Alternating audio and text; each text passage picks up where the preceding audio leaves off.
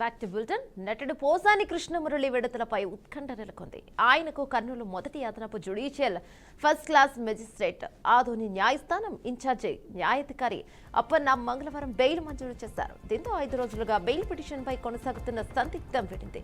20,000 పూచికత్తు, 2 జమీనుదారుల హామీతో ఇక బెయిల్ పొందాలని సూచించడంతో పోసాని విడుదలకు మార్గం సుగమమైంది.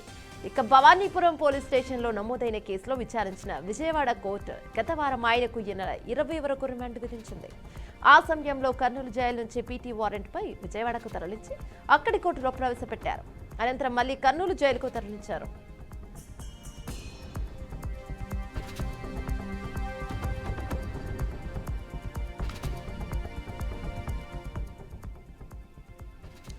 అయితే పోసాని తరపు న్యాయవాది విజయవాడ కోర్టులో బెయిల్ పిటిషన్ దాఖలు చేశారు. దీనిపై మంగళవారం ఇరు పక్షాల వాదనలు విన్న కోర్టు బెయిల్ మంజూరు చేసింది.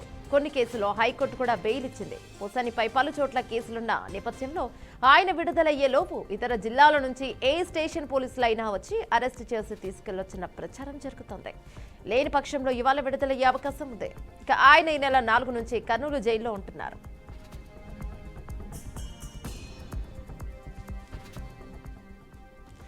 ఇదే అంశంపై మరింత సమాచారం మా ప్రతినిధి బసవరాజు అందిస్తారు. రైట్ బసవరాజు, చెప్పండి. యమున, ఏదైతే పోసాని కృష్ణమురళి వారం రోజులుగా కర్నూలు సబ్ జైల్లో ఉన్నవారు, అయితే ఆదోని, నరసరావుపేట ఈ స్టేషన్ల పరిధిలో ఆయనకి బెయిల్ అయితే మంజూరైంది. అయితే ఇప్పుడు ఏదైతే భవానీపురం వాళ్ళు పీటీ వారెంట్ పైన తీసుకెళ్లారో అక్కడ బెయిల్ వస్తుందా లేదనేది వేచి చూడాలి. ఆల్మోస్ట్ ఏదైతే బాపట్ల, భవానీపురం కూడా ఈ రోజు బెయిల్ వస్తా ఉంది, మధ్యాహ్నం రిలీజ్ కావచ్చు అనే ఒక ఊహాగానాలు అయితే వినిపిస్తున్నాయి. బట్ కోర్టు కూడా అనవసరంగా పీటీ వారెంట్లు వేసి పోసానిని ఇబ్బంది పెట్టద్దని ఆర్డర్స్ అయితే ఇవ్వడం జరిగింది. అయితే ఇప్పటికే ఏదైతే Adoni sub jail, Kurnool sub jail వద్ద వైసీపీ శ్రేణులు కావచ్చు, ఇతర నాయకులు కావచ్చు, ముఖ్య నేతలు కావచ్చు అక్కడ చేరువచ్చిన పరిస్థితి కనిపిస్తా ఉంది. అంటే ఆల్మోస్ట్ బెయిల్ మంజూరైన పరిస్థితిలో అంటే విడుదలయ్యాక అంటే నేరుగా హైదరాబాద్ వెళ్తారా లేదా విజయవాడ పార్టీ ఆఫీస్కి వెళ్తారా అనేది చూడాల్సింది. బట్ ఏదైతే కూడా కొంత ఊరట కలిగించిన అంశము కేసుల విషయంలో అందుకే కొంత ఊరట ఉంది. అదేవిధంగా కొంత టెన్షన్ కూడా ఉంది. అంటే కొన్ని స్టేషన్లో కొన్ని సెక్షన్ల కింద బెయిల్ వస్తే మరికొన్ని స్టేషన్లో పీటీ వారెంట్ పైన లేదా పోలీస్ కస్టడీ కోరడం వల్ల అక్కడ టెన్షన్ పోతాడు. అంటే హైకోర్టు లేదా ఈ జిల్లా కోర్టులు ఏ విధంగా స్పందిస్తాయని అట్లా కూడా కొంత ఆయన ఆందోళన చెందుతున్న పరిస్థితి కనిపిస్తా ఉంది. ఓవరాల్ గా ఈ కేసులన్నీ కూడా తప్పుడు కేసులు, కూటమి కక్ష సాధనతో పెట్టింది, ఖచ్చితంగా క్వాష్ చేయాలని హైకోర్టును వీళ్ళు రిక్వెస్ట్ చేసిన పరిస్థితులు కూడా ఉన్నాయి. మరి మధ్యాహ్నానికి అయితే మనకు పూర్తిగా సమాచారం వచ్చే పరిస్థితి కనిపిస్తా ఉంది. ఏమన్నా రైట్ బసవరాజు, ఇప్పుడు పోసాని హెల్త్ పరంగా ఎలా ఉన్నారని చెప్పుకోవచ్చు? అది వాళ్ళు యాక్చువల్ గా అంటే గత వారం 10 రోజుల కిందే ఆయన అంటే పూర్తిగా వీక్నెస్ గా ఉన్నారు, అంటే నీరసంగా ఉన్నారు, నడవలేని పరిస్థితి, కూర్చొని లేవలేని పరిస్థితి. అదేవిధంగా ఛాతీకి సర్జరీ అయింది కాబట్టి ఛాతీలో పెయిన్ కూడా వస్తా ఉందని కోర్టుకు విన్నవించారు. అంటే ప్రస్తుతం అయితే కోర్టు కూడా ఒకవేళ అట్లా అనారోగ్య పరిస్థితులు ఉన్నట్టయితే త్రూ పోలీసుల ద్వారా మీరు ఏదైతే జైలు ఆధ్వర్యంలో ట్రీట్మెంట్ పొందొచ్చని చెప్పడం జరిగింది. ప్రజెంట్ అయితే కొంత నీరసంగానే కనిపించినా కూడా పోలీసుల ద్వారా అంటే ట్రీట్మెంట్ అయితే ఇస్తా ఉన్నారు. ఆయన బీపీ, షుగర్ కావచ్చు టాబ్లెట్లు అందిస్తా ఉన్నారు. బట్ ఆయన పూర్తిగా విశ్రాంతి తీసుకోవాలి, నేను అంటే మెరుగైన వైద్యం కోసం ప్రైవేటు అంటే విడుదలై అంటే సబ్ జైలు నుంచి బయటకు వస్తే మెరుగైన వైద్యం కోసం కొంత చూపించుకునే అవకాశం ఉందని హైకోర్టును అయితే రిక్వెస్ట్ చేశారు. మరి హైకోర్టు ఏ విధంగా స్పందిస్తుందో చూడాలి.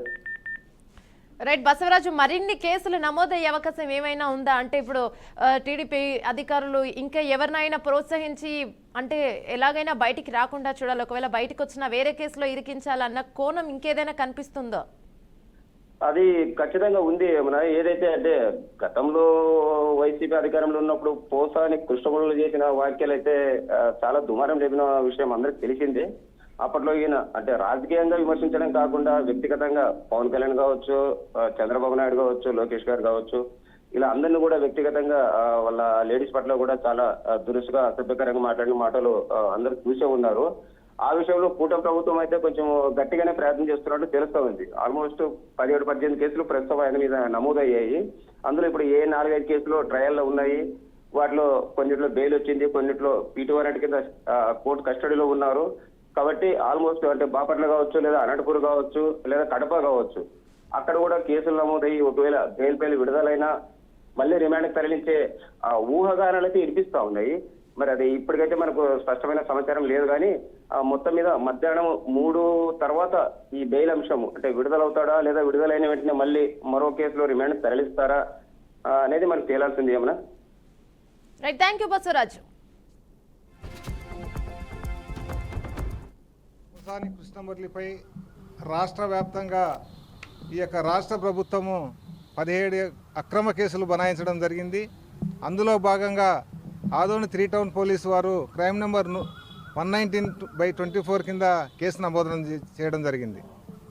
అయితే ఈ యొక్క ఆదోని 3 టౌన్ పోలీసు వారు ఈ నెల 4వ తారీఖున పోసాని కృష్ణమురళి గారిని పీటీ వారెంట్పై తీసుకొని రావడం, అదేవిధంగా కోర్టు వారు రిమాండ్ విధించడం జరిగింది. తర్వాత ఈ యొక్క పోలీసు వారు కస్టడీకి ఇవ్వని పిటిషన్ వేయడం జరిగింది. నిన్నటి దినము కోర్టు వారు ఆ యొక్క కస్టడీ పిటిషన్ను డిస్మిస్ చేయడం జరిగింది. అదేవిధంగా ఈరోజు పోసాని కృష్ణమురళి గారికి గౌరవ కోర్టు వారు ఎలాంటి షరతులు విధించకుండా బెయిల్ గ్రాంట్ చేయడం జరిగింది. ముఖ్యంగా ఈరోజు మేము చెప్పేది ఏమంటే, ఈరోజు రాష్ట్రంలో రెడ్ బుక్ రాజ్యాంగం నడుస్తూ ఉంది. ఎందుకు ఈ మాట చెప్తా ఉన్నామంటే, ఏదైతే గతంలో జగన్మోహన్ రెడ్డి గారిపై ఈ యొక్క టీడీపీ నాయకులు కానీ, జనసేన నాయకుడు కానీ, టీడీపీ కార్యకర్తలు కానీ చాలా అనుచితంగా దుర్భాషలాడడం జరిగింది. ఆ విషయమే మేము గత నవంబరులో ఇక్కడ జిల్లా ఎస్పీ గారికి కంప్లైంట్ ఇవ్వడం జరిగింది. అదేవిధంగా రాష్ట్ర వ్యాప్తంగా కూడా జిల్లా కేంద్రాలలో ఎవరైతే ఆ సోషల్ మీడియా వేదికగా మాజీ ముఖ్యమంత్రి గౌరవ శ్రీ జగన్మోహన్ రెడ్డి గారిని దూషించినారో వారిపై కేసులు కంప్లైంట్లు ఇవ్వడం జరిగింది. కానీ ఇంతవరకు ఒక్క కేసు కూడా రిజిస్టర్ చేసిన పాపాన పోలేదు. మరి ఈరోజు రాష్ట్ర వ్యాప్తంగా దాదాపు 400 మంది సోషల్ మీడియా యాక్టివిస్టులపై కేసులు నమోదు చేయడం జరిగింది.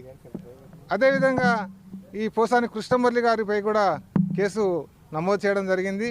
అయితే ఈ యొక్క కేసులన్నీ కూడా రాష్ట్ర వ్యాప్తంగా పోసాని కృష్ణమురళిపై ఎక్కడైతే కేసులు పెట్టినారో ఆ కేసులన్నీ కూడా 3 సంవత్సరాల లోపు శిక్ష విధించే కేసులు.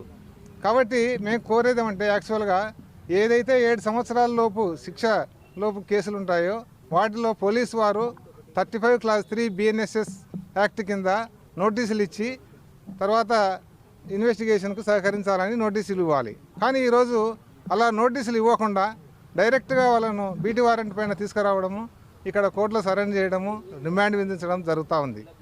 కాబట్టి మేము చెప్పేదేమంటే, ఇలాంటి అక్రమ కేసులు చంద్రబాబు నాయుడు గారు కూటమి ప్రభుత్వము ఎన్ని కేసులు పెట్టినా కూడా ఈ వైసీపీ నాయకులు భయపడేది లేదు.